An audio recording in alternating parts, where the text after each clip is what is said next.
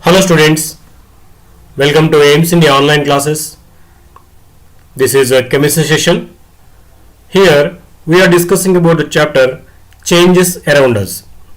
In the earlier sessions we have seen what are different changes, how they are segregated based upon certain characteristics. Now in this session we are going to continue to learn about the classification of changes based upon their characteristics. So now let us see the classification of changes based upon time interval. The cyclic repetition of changes after fixed interval of time decides whether a change is periodic or non-periodic change. Okay, the repetition of changes after fixed intervals of time decides the change whether it is a periodic change or non-periodic change. So based upon the time interval, we can say changes are classified into two types. They are periodic changes and non-periodic changes. First let us go through the periodic changes. These changes occur in a periodic manner. That is, they get repeated after a certain interval of time. They will be repeated at certain intervals of time continuously. Those changes are called periodic changes. The changes which are repeated at regular intervals of time are called as periodic changes. For example, changes in the position of a simple pendulum when it is vibrating. It changes its position at fixed intervals of time, isn't it? So that comes under one of the periodic changes. These are also called as cyclic changes. Means the change will be in the cyclic position in the fixed intervals of time. One more example, you can say seasons repeat themselves each year, hence they are called periodic changes. Okay, because seasons also will be changed at a particular interval of time in a year. So these are called periodic changes. Some other examples let us see here for periodic changes. Day and night are periodic changes as they repeat after every 24 hours in a particular day, isn't it? Day and night, they will change at fixed intervals of time. So we can say these days and nights are periodic changes. Beating of heart is an example of periodic change. Yes, it also beats at regular intervals of time, so it comes under a periodic change. And certain species of flowers open at sunrise and closes at sunset, so that also occurs at regular intervals of time. When it is sunrises, they open, and when sunsets, they close. So that also you can say as one of the examples for periodic changes. And one more example, changes in the phases of moon. It also occurs at regular intervals of time. For every 15 days, the moon will be changed. First it will be completely shaped in the round shape. Slowly its size will be reduced. After 15 days, moon will be completely vanished. Again it starts coming slowly again. After 15 days it will be completely appeared in the sky. So it also occurring at regular intervals of time. So we can say this is also one of the examples for periodic changes. Next, another classification based upon the time intervals is non-periodic changes. These are the changes that may occur at any time and show no periodicity. So they don't show any periodicity and they may occur at any time. Such kind of changes are called non-periodic changes. Let us see here some examples for the non-periodic changes which occur at no intervals of time, no regulations. They may occur at any time. One of them is freezing of water to form ice. It may be happened at any time. It won't be repeated at regular intervals, isn't it? When you keep water at cool places, that freezes, but it won't happen regularly. It won't be repeated at regular intervals of time. So we can say as it is one of the examples for non-periodic change. One more, natural disasters like cyclones, volcanic eruptions, tsunami. These all are the changes which occur unexpectedly. They are disasters. They won't be happen at regular intervals of time. They won't be happen at a fixed time also. They may occur at any time. That's why these all natural disasters like cyclones, volcanic eruptions, tsunamis, earthquakes, these all we can say as non-periodic changes. Next, burning of fossil fuels. Fossil fuels means by the decomposition of dead vegetation and these fuels are produced in earth crust. Such fuels are called fossil fuels. For example, coal, oil, natural gas. These all are called as the fossil fuels because these are formed by the decomposition of the dead vegetation which is buried under the layers of the earth. So these we are using as a fuels for our different purposes, isn't it? Yes. So when you burn these fossil fuels, what they produce? They produce heat and light along with carbon dioxide and water vapor as the products. This burning also may happen at any time. When you start burning, they occur, but it won't be happen at regular intervals of time. It may occur at any time. So we can say this also as one of the non-periodic changes. It won't be happened at regular intervals of time. It may be happened at any time. So these are called. This is called non-periodic change.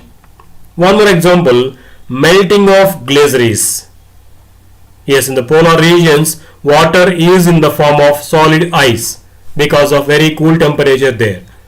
But sometimes these ice in the glaciers melts and converts into liquid water.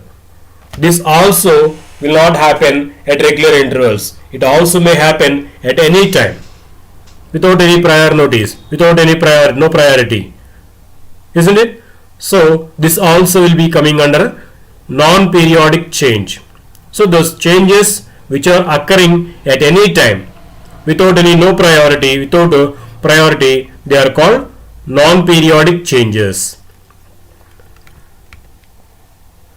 Now let us see the classification of changes based upon the composition, means that the type of molecules present in the substances. They are classified into two types. The changes are classified into two types based upon the composition of the substances involved in the change. The changes are classified into physical and chemical changes. First let us say about physical changes. The physical changes are temporary changes. In this, no new substances are formed and these physical changes can be reversed, means the product obtained will be converted back into the original substance taken, and these changes may be in the physical changes. The change may be in the shape, size or curve, something else etc. Okay, those changes are called as physical changes. So physical changes are temporary changes, and in these changes particularly there is no formation of any new substance, only there will be change in the shape and the size etc. Like these physical quantities only they will be changed, but there will be no change in the molecular formation. No new substance will be formed in the physical changes, and hence these physical changes can be called as temporary changes because these changes can be reversed. By changing the conditions, the substances formed will be reconverted to form original substances taken there. Hence they are reversible changes also you can say. Okay, the changes in which there is no formation of any new substance are called as physical changes. It may be a change involving change in state. For example, liquid water on evaporation changes to steam, which when cooled again it changes to liquid water, isn't it? So what happens in this? Liquid converting into steam on heating, again the same heat steam converts back into original liquid form by cooling. Even after converting into steam or converting back into liquid water, there is no change in the molecular composition. then the steam form or in the liquid form, the molecular composition will be same. Such kind of changes in which there is no formation of any new substance, there is only change in physical properties like shape and size are called as physical changes. See here some physical changes we can see: melting of ice, boiling of water, chopping of wood into pieces, shredding means tearing of paper into small pieces. In this all there is no formation of any new substance. Hence these are called physical changes. Now let us see characteristics of a physical change. Any change in the physical properties of a substance will result in a physical change. Only physical properties will be changed in the physical change. To bring about a physical change, some external force or energy has to be applied, like heating, like this. The molecules of the substance remain same after and before the change. That means there will be no change in the molecular composition. Molecules won't be changed before and after the reaction. They will be same. Only change will be there in the physical properties like shape and size, etc. But there is no change in the chemical composition. Such changes only called as physical changes. Now let us see some examples for the physical changes. If we say on kicking a football, often we will be playing with the football, isn't it? If you kick a football, what happens? It changes its position, but no new substance is formed. The molecule that make up the football remains the same. It won't change any chemical composition by kicking it. What happens? Just it changes its position from one place to another place. That's it. But there is no change in its chemical composition. Molecules that making of that football are remaining same. So we can say it as a physical change. Okay. Next, on tearing a paper, it changes into small pieces. Means it changes its shape and size, but it remains paper still, because there is no formation of any new substance. Just that paper becoming small pieces. No new molecules are formed. The chemical composition of the paper with which it is made is being remained same. Only the shape and size is being changed, and hence the tearing of paper is said to be a physical change. And one more, if you crush sugar cubes into small particles, these small particles still remain sweet, as there is no change in its molecular composition, isn't it? If you taste this sugar cube, it will be sweet. If you crush it into small powder, small pieces, if you taste these small pieces of sugar, they also will be sweet enough, just like the sugar cube, isn't it? So just by changing its shape, there is no change in its chemical composition. In this sugar cube, there are sugar molecules. In this sugar powder also, there are sugar molecules only. No change in the chemical molecular formation. So this comes under physical change. One more example we can see. So these all are physical changes in which there is no formation of any new substance. Only change is there in the physical properties like size, shape, these all. Okay, these are called physical changes. Now let us see about chemical changes. It is a permanent change and it cannot be reversed easily. Means these chemical changes are generally irreversible changes. In it, a new substance is formed. So this is the difference mainly between the physical and chemical changes. There will be a formation of new substance in the chemical changes. A new substance is formed and the original substance cannot be easily formed from the new substance formed here.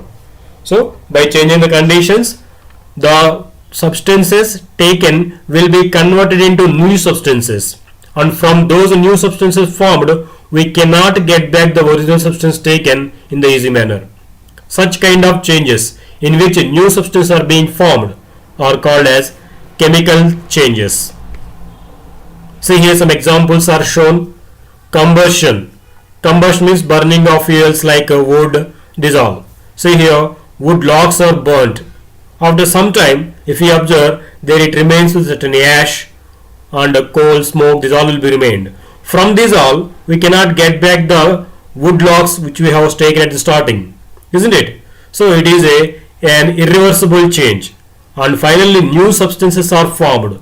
From those new substances, we cannot get back the original substance taken. Such changes are called chemical changes.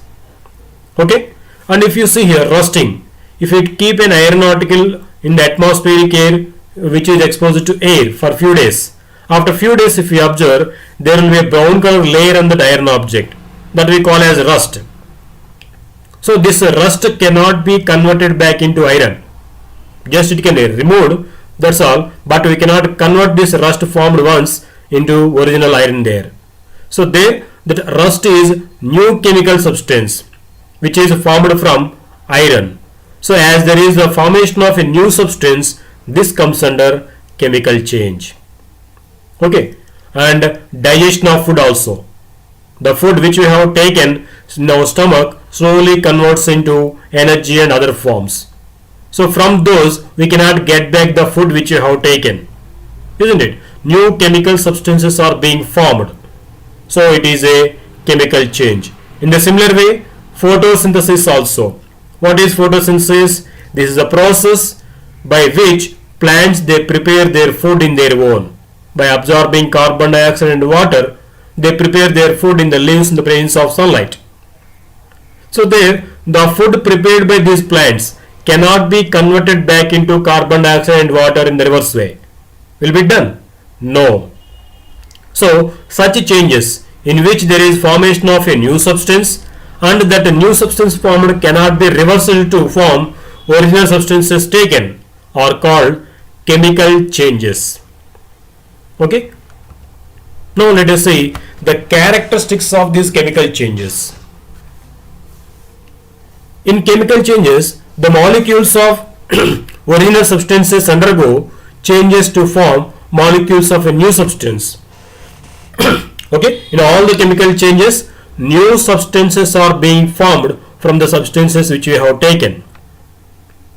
A chemical change occurs when there is chemical reaction between the substances. So there occur certain chemical reactions in the chemical change so that new substances are formed. And here in these chemical changes, the original substances which we are taking at the starting are called as reactants, and these substances convert into another form to form new substances. Those new substances formed in the chemical change are called as products. Okay, a chemical change involves chemical reaction between the substances and hence they convert into new forms. New chemical substances are being formed. In these chemical changes, the substances taken at the starting or the original substances taken are called as reactants and the substances formed finally are called as products. Okay. Now the chemical changes are always accompanied by some external indications such as production of heat or light, precipitation, change in color or appearance, etc. So these indications will be given when a chemical reaction is done. In some chemical changes, heat will be produced, so that we can understand it occurs some chemical change. And in some chemical changes, light is released out, light is produced. In some chemical changes, initial taken substances will be reacted and form certain insoluble solid substances which we call as precipitates. Those reactions are called precipitation reactions. And in some chemical reactions, there will be a formation of new color and they appear differently. So by these all indications, we can understand as a chemical reaction is done between the chemical substances taken. Okay. Now let us see some examples for these chemical changes. Burning of a paper. When you burn a paper, it gives smoke and gases like water vapor and carbon dioxide, isn't it? The ash left behind is different from the paper in its properties. So initially we will be taking paper. it has certain chemical properties. After burning, it is remaining with ash, and it is converted into heat and smoke, isn't it? Smoke gases are released out along with carbon dioxide and water vapor. Finally, ash will be remained there. The chemical properties of this ash formed will be different from that of paper taken.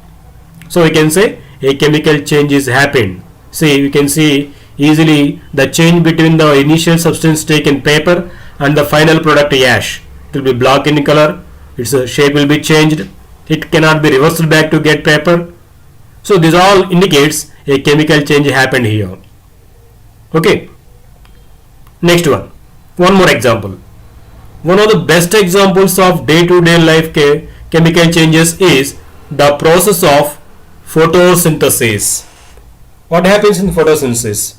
This is a process by which plants synthesize their food and release oxygen gas as a byproduct. Isn't it? What's happening here? They take carbon dioxide from the atmospheric air through their leaves, and they take water through their roots from the soil. So these two will be reacted in their plants in the presence of sunlight. They prepare their food in the form of carbohydrates. So initially taken chemical substances are carbon dioxide and water. These two are mixed together to form a new product in the form of food, which is called carbohydrates. Means new substances are formed, and one more substance formed is oxygen in this reaction. So chemical substances changed into another substance, hence it is said to be a chemical change. Okay. And one more example for chemical changes is the process of rusting. It is also one of the examples for chemical changes. When iron particles like iron nails and dissolve, when they expose it to atmospheric air in the presence of moisture, they get coated with a brown layer, which is called as rust. This rust is formed because iron slowly reacts with the atmospheric oxygen in the presence of moisture and forms iron oxide. It will be in the brown color. So this iron oxide is commonly called as rust. So the formation of rust is a chemical change because rust is having new chemical composition, whereas iron is having different. The new substance is being formed, so it is called a chemical change. One more, the most common example for chemical changes is cooking. Cooking is also one of the example for chemical changes. For example, when we boil an egg, what happens? It becomes hard and it tastes entirely different from the raw egg. The molecules of egg changes to give a new substance. In the same way, cooking of rice, vegetables, etc. are also examples for chemical changes, because once they are cooked, we cannot get back the raw items again, and their chemical composition also will be changed. That is why these are called chemical changes. One more, cutting of wood is a physical change, as in this no new substance is formed. Molecules of the wood remain the same, isn't it? Even though if we cut a log of wood into 2 pieces or 3 pieces, small pieces, there is no change in its composition, just size is being varied, isn't it? That is why cutting of wood is a physical change, while the burning of wood results in the formation of certain gases, and ash is formed that has different properties than wood. Hence, burning of wood is a chemical change. So both are different here. Cutting of wood is a physical change because there just we are making them into small pieces. Even though they are made into small pieces, their composition is not at all changed. Chemical composition is being same, only the size is being changed. But in the case of burning of wood, after burning, wood won't be remained in the same form. It changes into different forms. Its chemical composition changes. Ash and other components will be remained back, and hence the burning of wood is called chemical change, cutting of wood is called as physical change. Okay, that is about chemical and physical changes. Thank you for watching our video. Please subscribe our YouTube channel AIMS Today and visit our website aimstoday.in for latest updates on recorded videos.